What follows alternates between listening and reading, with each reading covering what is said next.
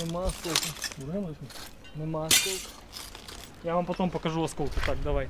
Ситуація на Щастинському напрямку продовжує зберігати свою напруженість. Противник з початку доби вже декілька разів обстріляв населений пункт Щастя та його околиці з використанням забороненими мінськими домовленостями. Потеряно, у нас ни связи нет, ни света. Мы в подвале с фонариками. Вот сейчас зашли, хоть немножко прекратилось, а так только выйдешь, начинает опять гухать. Ой, страшно, конечно.